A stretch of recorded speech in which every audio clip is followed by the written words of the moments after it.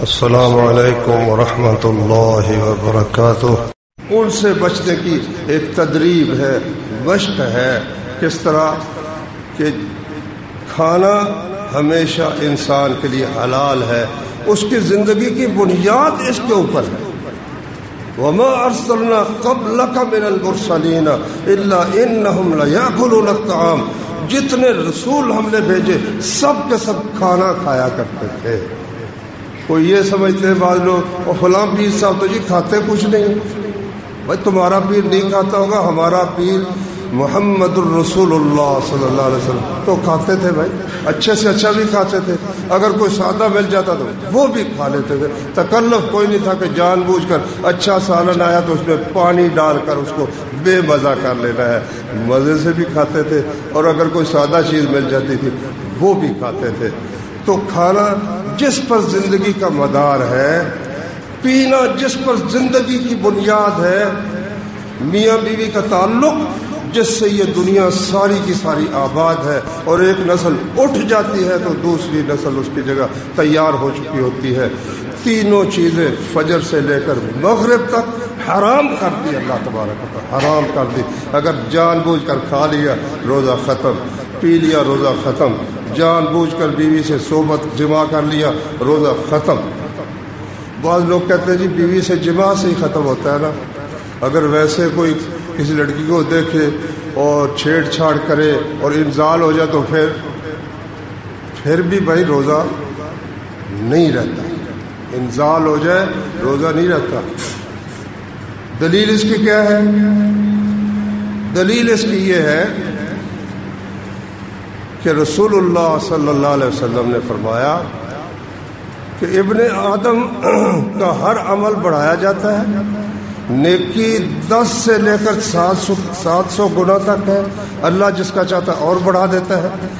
اللہ نے فرمایا الا الصوم، سوائے روزے کے، فإنہ لی، کیونکہ وہ میری خاطر ہے، وأنا أجزی بہ، میں ہی اس کی جزا دیتا ہوں۔ باقی ہر عمل کچھ نہ کچھ نظر آ جاتا ہے، نماز پڑھی نظر آ گئی، زکوٰۃ دی نظر آ گئی، حج کیا نظر آ گیا۔ روزے میں تو کرنے والا کام ہے ہی کوئی نہیں، چھوڑنے والے کام ہے نا سارے کے سارے۔ تو وہ مالک جانتا ہے جس اخلاص کے ساتھ کسی شخص نے اللہ کی فرما برداری کی ہے، وہی اس کے مطابق پھر جزا دے گا۔ اچھا، اس سے اگلا لفظ استدلال کی بنیاد ہے، فرمایا یادع طعامہ وشرابہ وشہوتہ لأجلی، کہ یہ بندہ اپنا کھانا پینا اور اپنی شہوت میری خاطر چھوڑ رہا ہے۔ اب جو کسی کو چھیڑ رہا ہے، ہاں یہ ٹھیک ہے، روزے کی حالت میں بیوی کے پاس سونا، بیوی سے لپٹنا، بوس و کنار کرنا جائز ہے، لیکن کب؟ جب وہ حد سے تجاوز نہ کرے۔ لیکن کسی غیر محرم سے چھیڑ چھاڑ کرنے سے اگر اس کو انزال ہوتا ہے، وہ کس طرح یادع طعامہ، وہ اپنا کھانا چھوڑ دیتا ہے، پینا چھوڑ دیتا ہے، شہوت کو چھوڑ دیتا ہے۔ اس لیے شہوت کو چھوڑا تو نہیں نا، تو اس لیے اس کا روزہ کس طرح ٹھیک ہو سکتا ہے؟ جب انزال ہو گیا تو روزہ اس کا ختم ہو گیا۔ ہاں، احتلام میں اگر سوئے ہوئے پہ احتلام ہو گیا، اس سے روزہ وہ نہیں ٹوٹتا ہے، اس میں کوئی حرج کی بات نہیں، وہ انسان کے اختیار کی بات نہیں ہے۔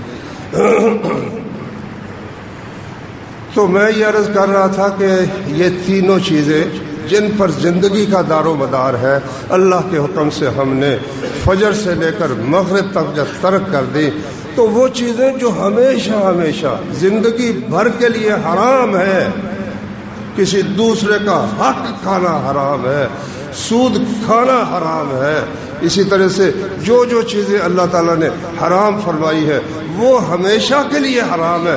مشق تو یہ کروائی جا رہی ہے کہ اللہ کے حکم پر تم نے حلال چیزوں کو اللہ کا حکم سمجھ کر فجر سے مغرب تک چھوڑ دینا ہے۔ تو مشق اس لیے ہے کہ جو چیزیں ہمیشہ کے لیے حرام ہیں ان کو تو بالاولیٰ چھوڑنا لازم ہے، ان کو چھوڑنا زیادہ ضروری ہے۔ فرمایا نبی کریم صلی اللہ علیہ وسلم نے، والصیام جنۃ، روزہ ایک ڈھال ہے، ڈھال، جس طرح ڈھال کے ساتھ انسان دشمن سے بچاؤ کرتا ہے، اس طرح روزے کے ساتھ انسان گناہوں سے بچاؤ کرتا ہے۔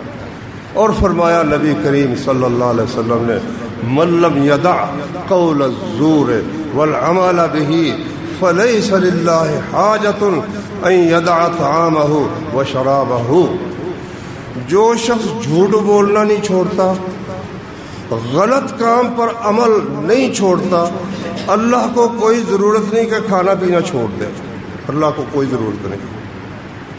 اور فرمایا نبی کریم صلی اللہ علیہ وسلم نے کتنے ہی روزے دار ہیں جنہیں پیاس کے سوا کچھ حاصل نہیں، کتنے ہی رات کو قیام کرنے والے ہیں جن کو سوائے جاگنے کے کچھ حاصل نہیں۔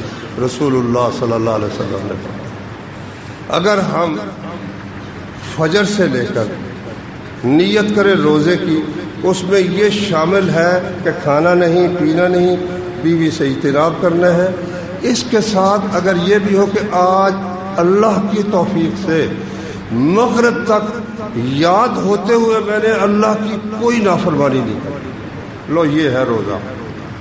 روزہ یہ ہے کہ جس طرح ہم کہتے ہیں کہ آج کچھ نہیں کھانا، کوئی چیز پینی نہیں، بیوی کے ساتھ جماع سے اجتناب کرنا ہے، اسی طرح یہ بھی کہ جو چیزیں ہمیشہ کے لیے حرام ہے میں نے روزے کی حالت میں کم از کم ان سے اجتناب کرنا ہے۔ جھوٹ نہیں بولنا، زنا نہیں کرنا، نہ آنکھوں کا زنا کرنا ہے، نہ کانوں کا زنا کرنا ہے، نہ ہاتھوں کا زنا کرنا ہے، نہ پاؤں کا زنا کرنا ہے، نہ زبان کا زنا کرنا ہے۔ یہ ہر عضو بھی زنا میں حصہ لیتا ہے۔ غیر محرم کو دیکھنا، پھر دیکھتے ہی چلے جانا، باجے گاجے بدکاری بے حیائی کے گیت سننا، اور اسی طرح گانا بجانا جو ساز ہے ان کو سننا اور سارا دن اس میں صرف کر دینا۔ دیکھو نا، ہمارے روزوں کا اللہ ہی حافظ ہے، دکان پر ہم نے ٹیلی ویژن لگا رکھا ہے، گھر میں بھی ٹیلی ویژن لگا ہوا ہے، کہتے جی سبھی لگاتے ہیں، یار سبھی تو جھوٹ بھی سبھی بولتے ہیں۔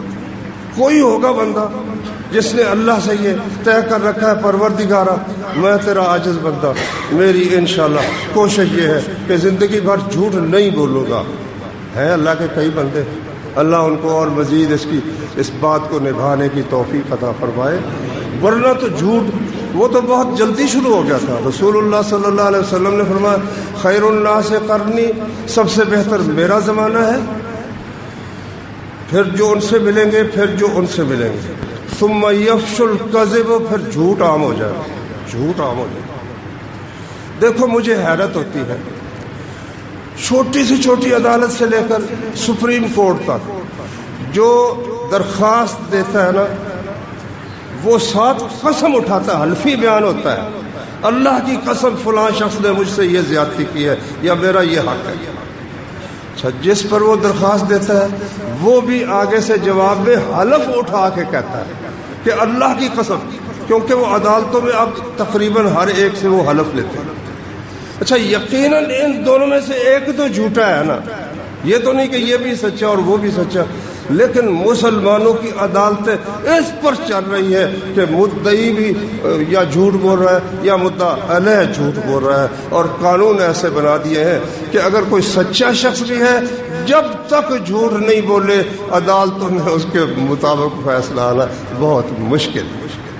عدالتوں میں لوگ بیٹھے ہیں، نبی کریم صلی اللہ علیہ وسلم یشہدون ولا یستشہدون، پھر ایسے لوگ آئیں گے جو کہتے پھریں گے کوئی گواہی دلوانی ہے ہم سے دلوا دیں، کوئی ان سے نہیں کہے گا گواہی دلوا، کیا گواہی دل، یہ بندہ قتل ہو گیا تو ٹھیک ہے نا، میں شہادت دیتا ہوں، وہ حلف بھی اٹھائے گا، قسم بھی اٹھائے گا، کہے گا میں وہاں موجود تھا، میں نے اپنی آنکھوں سے اس کو گولی چلاتے ہوئے بندے کو قتل کروا دے گا، پھانسی چڑھوا دے گا۔ میرے بھائیوں، روزے کے دن اول تو ہمیشہ کے لیے اس خبیث چیز کو، یہودیوں کے اس مبلغ کو، بدکاری کے اس مبلغ کو جو انسان کے دماغ سے کھرچ کر غیرت کو ختم کر دیتا ہے۔ سعودی عرب میں دیکھو نا، ماشاء اللہ آپ بھائیوں میں سے اکثر گئے ہیں، سڑکوں پر کوئی عورت کی تصویر آپ کو نظر نہیں آئے گی، مردوں کی ہے کچھ نہ کچھ، عورتوں کی تصویر کوئی نہیں۔ اور یہاں اب یہ ہے کہ عورتوں کی تصویر دیکھتے دیکھتے اب ہماری غیرت ہی ختم ہو گئی ہے کہ یہ بھی کوئی بری بات ہے، ہم بھی کوئی اس سے کوئی چسکا ہی ہو سکتا ہے لے لیتے ہو، لیکن کوئی غیرت آئے یا غصہ آئے، جب ایک چیز آدمی روز دیکھتا ہے اس کی غیرت آہستہ آہستہ ختم ہو جاتی ہے۔ اس لیے کفار کے ملکوں میں جو رہتے ہیں جہاں زنا عام ہے، زنا کو دیکھ دیکھ کر اس کے خلاف مسلمانوں کی غیرت بھی ختم ہو جاتی ہے۔ تو اس لیے میرے بھائیوں، حق یہ ہے کہ کم از کم روزے میں ٹیلی ویژن کو بند رکھا جائے، کیونکہ ہماری بیٹیاں، ہماری بہنیں، ہماری عزیزائیں سب دیکھ رہی ہیں، غیر محرم مردوں کو دیکھتی ہیں۔ عورتیں جو بدکاری کر رہی ہیں، بدکاری، نبی صلی اللہ علیہ وسلم نے فرمایا جو عورت خوشبو لگا کے بازار میں جاتی ہے وہ بدکار ہے، یہ بھی ایک قسم کی بدکاری ہے۔ اور زیب و زینت لگا کر وہ جناب بازار میں آگے خاوند بیٹھا موٹر سائیکل، پیچھے اس کی بیوی بیٹھی ہوئی ہے یا بیٹی بیٹھی ہوئی ہے، بہن بیٹھی ہوئی، اور بے پردہ ہے اور خوب بن ٹھان کے وہ بازار میں جا رہی ہے۔ تو اس طرح سے اب ہمیں گناہ معلوم ہی نہیں ہوتا، یہ بھی کوئی گناہ ہے، یہ کوئی گناہ معلوم نہیں ہوتا۔ خبریں پڑھنی ہے جی، خبریں معلوم، خبروں کی ضرورت ہے، اس میں اچھی اچھی چیزیں بھی آتی ہیں، تلاوت بھی آتی ہے، تلاوت کرنے والی لڑکیاں بھی ہوتی ہیں۔ دیکھو کس طرح آج ہی میں نے ایک پڑھا کہ ایک پنکھے کی کمپنی ہے، اس نے کہا کہ ہمارے پنکھے خریدو، ہم تمہیں نہ کوپن دیں گے، جس کا کوپن نکل آیا نا اس کو ہم عمرے کا ٹکٹ دیں گے۔ جوئے پر کہ کسی نے اور کسی کمپنی کا بھی پنکھا خرید سکتا تھا، اب اس نے اسی کو خریدنا ہے، کس لیے کہ شاید میرا بھی ٹکٹ نکل آئے۔ کوئی کار کا دیتے ہیں، کوئی کسی چیز کا دیتے ہیں، یاد رکھو یہ صاف ہی جوا ہے۔ وہ جو لوگوں سے انہوں نے پیسے کھینچنے تھے نا، لینے تھے حلال طریقے سے کہ جتنی قیمت رکھی وہ سب سے لے لی، وہ لے کر اس میں سے پھر کچھ قیمت جو ہے نا بچا کر وہ لوگوں کے انعام کے لیے رکھ دی، جس کا انعام نکل آیا، نام انعام ہے، حقیقت جوا ہے۔ اسی طرح رسول اللہ صلی اللہ علیہ وسلم نے فرمایا، صحیح بخاری میں حدیث ہے، فرمایا ایسے لوگ ہوں گے میری امت میں جو زنا کو حلال کر لیں گے، باجوں گاجوں کو حلال کر لیں گے، اور شراب کو حلال کر لیں گے۔ اور نسائی میں حدیث ہے کہ نام ان کے کچھ اور رکھ لیں گے، حلالہ کرا لیا، حلالہ تو زنا ہے بھائی، متع کر لیا، متع تو زنا ہے بھائی۔ اور اسی طریقے سے یہ گانا بجانا یہ کانوں کا زنا ہے بھائی۔ اور اسی طرح شراب کے بھی کچھ اور نام رکھ لیے۔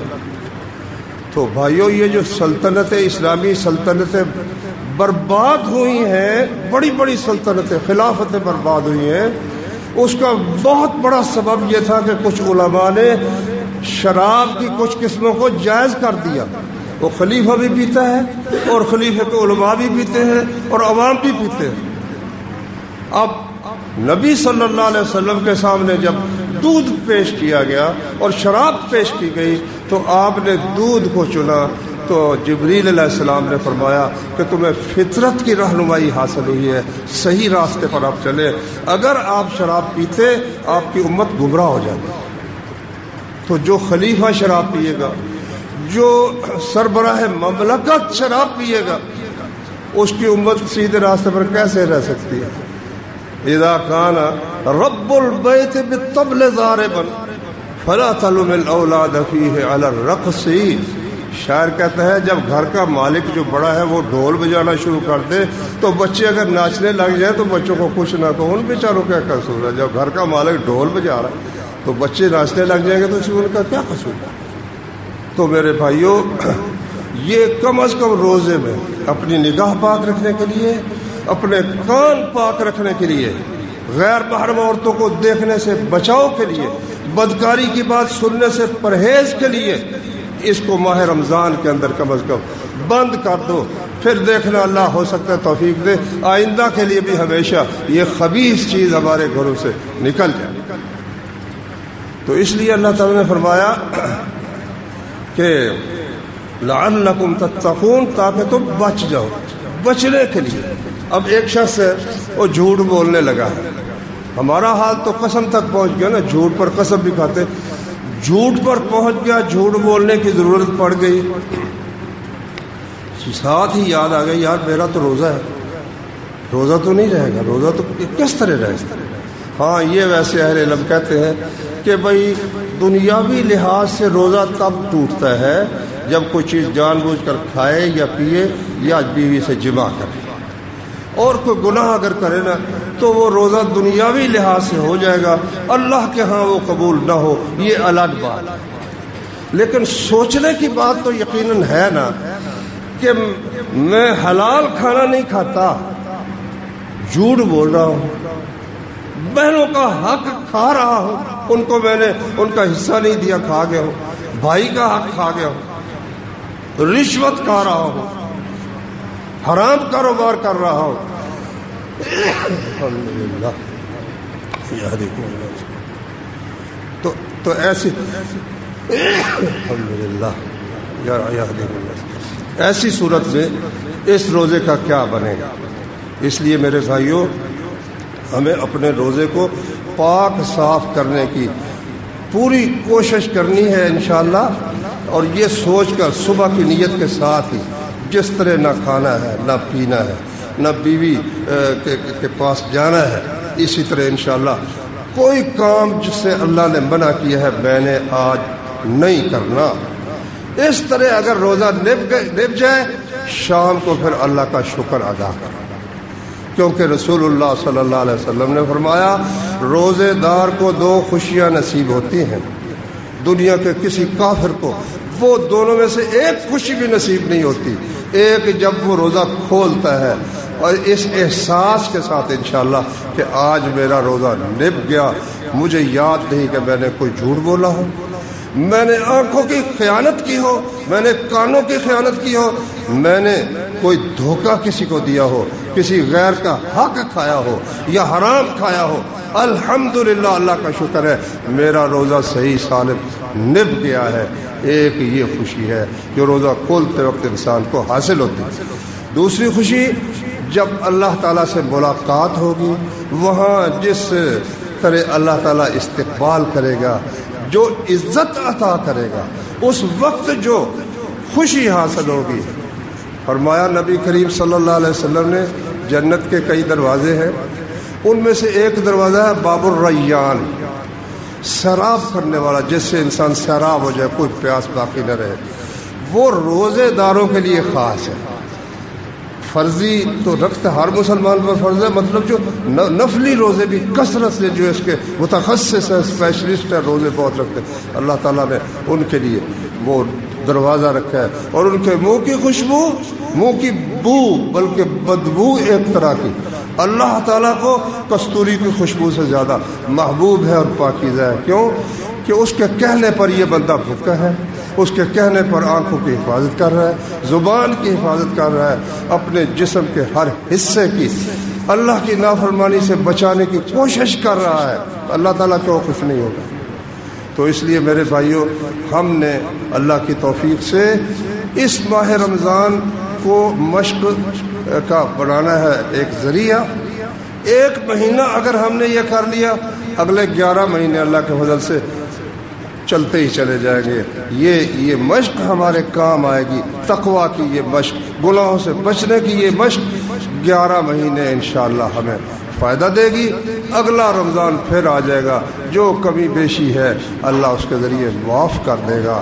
فرمایا نبی کریم صلی اللہ علیہ وسلم نے من صام رمضان ایمانا واحتسابا غفر له ما تقدم من ذنبه، جو شخص رمضان کے روزے رکھے ایمان یقین کے ساتھ اور ثواب کی امید سے کہ میں یہ جو بھوک برداشت کر رہا ہوں، پیاس برداشت کر رہا ہوں، اللہ کی نافرمانی سے پرہیز کر رہا ہوں، اللہ مجھے اس کا اجر دے گا، اس کے پچھلے گناہ اللہ تعالیٰ معاف کر دیتا ہے۔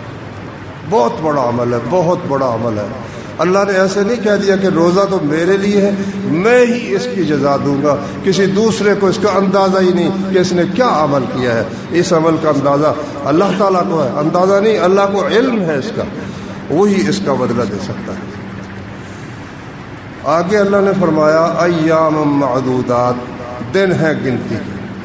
فمن كان منكم مريضا او على سفر فعدة من ایام اخر، جو شخص بیمار ہے یا سفر پر ہے وہ دوسرے دنوں سے گنتی پوری کرے۔ بیماری کی حالت میں روزہ نہیں رکھ سکتا، نہ رکھے۔ کوئی کسی قسم کی بیماری ہو، بعض اوقات دیکھنے میں معمولی بات ہوتی ہے، زکام ہے، مگر وہ اتنی تکلیف ہوتی ہے کہ بندہ نہیں رکھ سکتا روزہ، نہ رکھے۔ لیکن ایک بات کا خیال رکھنا ہے، لوگوں کے سامنے نہیں کھانا، اس سے ماہ رمضان کی بے حرمتی ہوتی ہے، اس کی عزت اور اکرام میں فرق پڑتا ہے۔ کافروں سے بھی یہ تقاضا ہے، مسلمانوں کے ملک میں رہتے ہو لوگوں کے سامنے مت کھاؤ، کوئی چیز مت پیو، بے حرمتی نہ کرو ماہ رمضان کی۔ مسافر ہے وہ بھی الگ بیٹھ کر کوئی چیز کھا سکتا ہے، پی سکتا ہے، بیمار بھی کھا بھی سکتا ہے، لیکن روزے بعد میں اسے رکھنے پڑیں گے۔ ترتیب سے کٹھے رکھنے ضروری نہیں ہے، الگ الگ بھی اتنے دن پورے کر سکتا ہے۔ اچھا، یہاں وہ عورتیں جنہوں نے دودھ پلانا ہے بچوں کو پلاتی ہیں یا حاملہ ہیں، اب وہ روزہ نبھانا ان سے مشکل ہے، تو حدیث ہے رسول اللہ صلی اللہ علیہ وسلم کی کہ اللہ تعالیٰ نے مسافر سے آدھی نماز معاف کر دی، اور مسافر سے اور حاملہ سے اور دودھ پلانے والی عورت تینوں سے روزہ معاف کر دیا ہے۔ اب کئی کہتے ہیں جی حاملہ ہو یا دودھ پلانے والی روزہ اس کو معاف ہے، وہ کسی کو فدیہ دے دے، کھانا کھلا دے، نہیں، ان دونوں کو مسافر کے ساتھ شامل کیا۔ ان دنوں میں وہ نہیں روزہ رکھ سکتی، تو جب دوسرے دن آئیں گے، سردیوں میں دن بالکل چھوٹا ہوتا ہے، اس میں وہ روزہ رکھ لیں، تو بہرحال ان کے لیے یہی حکم ہے کہ وہ اگر اس وقت روزہ نہیں رکھ سکتی بعد میں روزہ رکھے۔ یہ کھانا کھلانا فدیہ وغیرہ کی بات حاملہ اور دودھ پلانے والی کے لیے یہ صحیح نہیں ہے۔ ہاں، اس سے اگلی آیت میں ایک گنجائش نکلتی ہے، فرمایا وَعَلَى الَّذِينَ يُطِيقُونَهُ فِدْيَةٌ طَعَامُ مِسْكِينٍ۔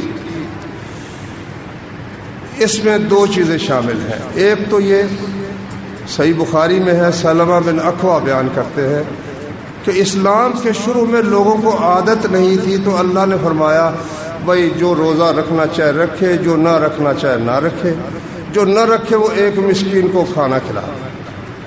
لیکن اس سے اگلی آیت میں اللہ نے پھر اس کو جب عادت ہو گئی تو منسوخ کر دیا، فرمایا من شہد منکم الشہر فلیصمہ، جو رمضان میں گھر کے اندر موجود ہے وہ اس کا روزہ ضرور رکھے۔ اور عبداللہ بن عباس رضی اللہ عنہ نے اس کی تفسیر کی ہے، صحیح بخاری میں حدیث ہے، وہ کہتے ہیں کہ یہ جو ہے نا الذین یطیقونہ، اب بھی یہ حکم باقی ہے، مگر کس کے لیے؟ یطوقونہ یتجشمونہ، جن سے روزہ نبھتا ہی نہیں نا، بڑی مشکل میں پڑ جاتے ہیں۔ ایک بوڑھا آدمی ہے، 80 سال اس کی عمر ہوگی، تھوڑی زیادہ کھانا کھا ہی نہیں سکتا، معدہ برداشت نہیں کرتا، تھوڑی دیر کے بعد تھوڑی چیز نہ کھائے تو اس کی قوت ساقط ہو جاتی ہے۔ اب یہ کیا کرے بیچارہ؟ اگر یہ ہو کہ بعد میں یہ پورے کرے، بعد میں کب پورے کرے گا؟ تو یہ شخص جو ہے جو بوڑھا ہے بہت زیادہ، یا ایسا مریض ہے جس کے تندرست ہونے کی توقع نہیں کی جا سکتی، ایسی کئی بیماریاں ہوتی ہیں، تو ان کے لیے پھر یہ حکم ہے کہ ایک دن کی جگہ ایک مسکین کو کھانا کھلا دیں۔ کئی کہتے ہیں جی روزے رکھوا دیں، روزہ رکھوانا شرط نہیں ہے، آگے پیچھے بھی دے دیں، ایک مسکین کو کھانا دے دیں۔ حضرت انس رضی اللہ عنہ، یہ بھی صحیح بخاری میں حدیث ہے کہ جب بوڑھے ہو گئے اللہ کے نبی نے ان کے لیے دعا کی تھی، تو 100 سال کے قریب ان کی عمر ہوئی، تو ایک باغ تھا، دوسروں کے باغ سال میں 1 دفعہ پھل دیتے تھے، ان کا باغ 2 دفعہ پھل دیتا تھا، اور کہتے ہیں میری 125 بچے تو میرے فوت ہو چکے ہیں اور 100 سے زیادہ اب بھی موجود ہے، اللہ نے اولاد بھی بڑی دی، مال بھی بڑا دیا، کیونکہ نبی صلی اللہ علیہ وسلم نے ان کے لیے دعا فرمائی تھی۔ اچھا، تو وہ جب وفات سے 1 سال پہلے یا 2 سال پہلے اب ان کی ہمت نہ رہی تو پھر ہر روز وہ ایک مسکین کو گوشت روٹی کھلا دیا کرتے تھے. بس 1 دفعہ 2 دفعہ کوئی ضروری نہیں ہے، 1 دفعہ کھانا کھلا دیا جائے تو یہ فدیہ ہو جائے گا. تو اسی طرح اگر کوئی ایسی حاملہ مرضعہ ہے جن کو بعد میں موقع ہی نہیں مل سکتا، کوئی ایسی صورت بیماری اس قسم کی ہے تو ان کی بات الگ ہے. لیکن جو رکھ سکے، بھائیوں میں بات اس طرف زیادہ نہیں چلاتا کہ روزہ بیماریوں، دنیاوی جسمانی بیماریوں کا علاج ہے. وہ بیماریاں جو کسی دوا سے درست نہیں ہوتی، اندر جو گند بھرا ہوا ہے، زہر بھرا ہوا ہے، اور فاسٹ فوڈ کھا کھا کر اندر ہمارے زہر سے جو بھر چکے ہیں، وہ سوائے روزے کے، سوائے فاقے کے وہ نکل سکتے نہیں، ان کی صفائی ہو ہی نہیں سکتی. اللہ کا یہ ہم پر احسان ہے کہ اس نے ہماری صحت کے لیے یہ بندوبست فرمایا ہے. لیکن ہمیں یہ صحت کے لیے نہیں رکھنا، ہمیں صحت کے لیے نہیں رکھنا، ہمیں اللہ کا حکم سمجھ کر رکھنا ہے. نماز ہے نا، اس میں تقریباً 300 بیماریوں کا علاج ہے. دنیا کی بیماری 300 بیماریوں کا علاج ہوتا ہے. لیکن میں زیادہ اس طرف نہیں جاتا کہ ہم یہ سمجھ کر کہ اب جب میں سلام پھیرتا ہوں تو میری گردن کی ورزش ہو گئی اور یہ پٹھے ڈھیلے ہو جاتے ہیں. 5 نمازوں میں کتنی ہی اس کے اندر برکتیں ہیں. لیکن ہم نماز اس لیے نہیں پڑھتے، ہم نماز اپنے مالک کو راضی کرنے کے لیے پڑھتے ہیں، جس سے ہمیں دنیا کے بھی فائدے حاصل ہوتے ہیں، آخرت کے فائدے بھی حاصل ہوتے ہیں. اسی طرح روزہ ہم اس لیے رکھتے ہیں کہ ہم گناہوں سے بچ جائیں، بیماریوں سے بچ جائیں. یہ بھی ٹھیک ہے، یہ ایک زائد بونس ہے اللہ تعالیٰ کی طرف سے، زائد انعام ہے کہ دنیا کی بیماریاں بھی اس سے دور ہوتی ہیں. لیکن اصل جو ہے نا وہ ہے اللہ کی رضا. ہر عبادت اللہ کو راضی کرنے کے لیے ہمیں کرنا ہے. تو اپنے روزوں کو پاک صاف کرنے کی بھائیوں کوشش کرو. آنکھوں کو بچاؤ، کانوں کو بچاؤ، ٹیلی ویژن گھروں میں بند کرو اور قرآن کریم کی زیادہ سے زیادہ تلاوت کرو اور اللہ تعالیٰ سے دعائیں کرو اور معافی مانگو اور اپنے کاروبار کو حرام سے بچانے کی کوشش کرو، پاکیزہ اور صاف ستھرا بنانے کی کوشش کرو تاکہ ہمارا جو باقی سال ہے وہ بھی بہترین طریقے سے گزر جائے. اللہ تعالیٰ سمجھنے کی، عمل کرنے کی توفیق عطا فرمائے.